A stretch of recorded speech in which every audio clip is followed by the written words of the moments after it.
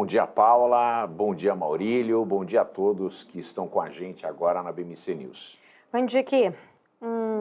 Uma tensão grande neste final de semana em relação ao ataque ali por parte de Irã a Israel. Havia ali, inclusive, talvez muita tensão como ficaria a reação do mercado, especificamente em relação a petróleo. A gente está vendo até mesmo uma acomodação desta tensão no momento, o petróleo em queda, mercados parece que estão ali, talvez já teriam precificado isso anteriormente.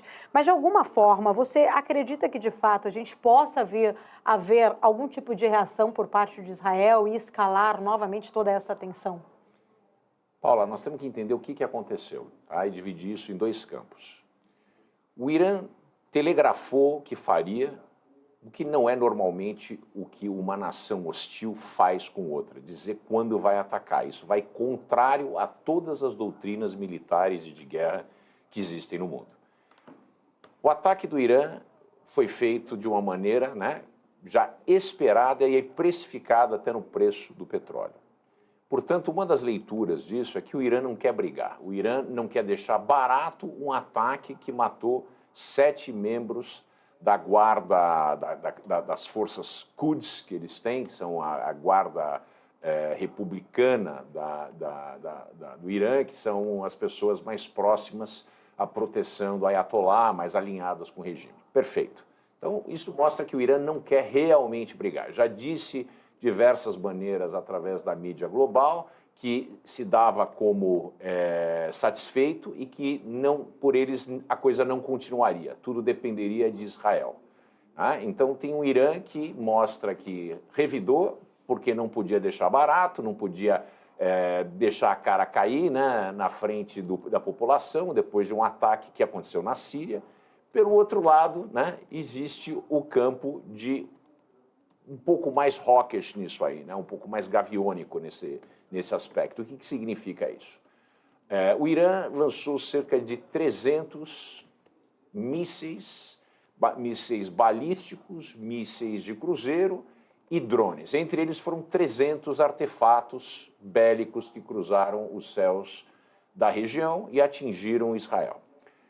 99% desses artefatos foram abatidos no ar. A destruição muito espaçada, pouca coisa aconteceu, uma base aérea foi atingida no sul e uma criança, infelizmente, foi atingida e está em estado grave. Mas, assim, até agora ninguém morreu, não houve nenhum ataque. Agora, mostra que o Irã é, de fato, um player terrorista no mundo. Enquanto Israel fez um ataque centrado em uma embaixada, que é um disfarce para um quartel das forças iranianas, e o Irã lançou um ataque contra regiões, inclusive, onde haviam civis, cidades como Tel Aviv, etc. Quer dizer, é uma reação absurda por parte do Irã, que deveria ter feito, se queria retaliar, um ataque militar, certo? Então mostra a natureza com quem nós estamos lidando. Mas ainda desse lado mais gavião, desse lado mais hawkish, que a gente chama em política internacional, a questão é o seguinte: para abater esses 300 artefatos, Israel gastou 1,3 bilhão de dólares em uma noite. Então, podemos olhar do outro lado e pensar o seguinte: talvez o Irã queira realmente brigar, não está sepultada a questão aqui. O que o Irã fez foi testar a capacidade do Estado de Israel de abater, usar o Iron Dome, que é essa cortina de ferro que eles têm por cima, esse domo de ferro que eles têm militar, para a proteção de Israel, e entender o seguinte: e se ao invés de 300, uma vez que o Irã tem um arsenal gigantesco de mísseis, tanto balísticos como de cruzeiro, e também produz esse Shahad, que é o drone, inclusive, que ele tem vendido para a Rússia, e se ao invés de 300 fossem 1.000? Como é que as forças de defesa de Israel teriam conseguido abater? Então, existe esse lado de que o Irã testou, viu que existe, de fato, uma capacidade de defesa muito grande, mas teve uma capacidade com 300. Agora eles já sabem que 399% foram abatidos no ar. E 1.700 ou X? Isso é uma questão que está em aberto e que coloca em risco a integridade do Estado de Israel. Por quê? Qual é o custo dessa guerra e quanto Israel está disposto a gastar para se proteger de inimigos que já entenderam que, de repente, você criar um estado de caos com uma quantidade gigantesca de artefatos pode fazer com que Israel perca a capacidade de se defender. Então isso suscita do lado mais hawkish, né, do lado mais gaviônico, agressivo, a possibilidade de Israel fazer um ataque massivo contra o Irã para impedir que o Irã faça de novo esse tipo de ataque. E tem uma derivada disso. Analistas indicam que o Irã está entre 6 meses a 1 ano e meio de ter a capacidade de desenvolver uma ogiva nuclear. Não tem a capacidade de desenvolver uma ogiva da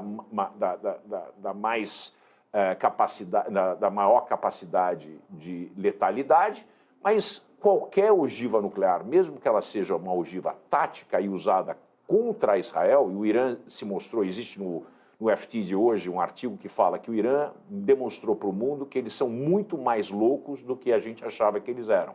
E eu acredito nisso. É fazer um ataque dessa monta pela primeira vez contra o Estado de Israel e mostrar que está disposto a atacar, eu garanto que deve existir 2 campos muito divididos também no Irã. Né? A gente falando, pessoal, nós estamos mexendo com Israel, se a gente mexer com Israel com os Estados Unidos, a coisa pode ficar muito ruim para o nosso lado. Pelo outro lado, existe o pessoal mais alinhado com a alinhadura iraniana, que fala que nada pode ficar barato, que nós temos a responsabilidade de destruir o Estado de Israel e que nós vamos às últimas consequências. Então isso gera muita dúvida no cenário de tomada de decisão, tanto pelo lado de Israel junto com os Estados Unidos, como do lado dos aliados do terror, né? E isso essa incerteza pode desencadear em um ataque, né, preemptivo por parte de Israel para aniquilar o Irã, que é uma coisa que já foi suscitada diversas vezes. Então, esse momento, como mesmo a ONU e os Estados Unidos pediram para Israel, Israel precisa deixar a temperatura do sangue baixar, analisar muito tecnicamente se vai haver algum tipo de retaliação e a qualidade, né, dessa retaliação. A meu ver, a retaliação não poderia ser uma retaliação que a gente chama, em teoria dos jogos, de tit for tat. Né? Você fez uma coisa para mim, eu faço uma coisa para você. Eu acredito que, para que Israel seja crível e dizer que você não mexe com Israel, a retaliação teria que ser uma retaliação muito desproporcional que o Irã fez. E isso pode realmente criar uma situação de guerra na região.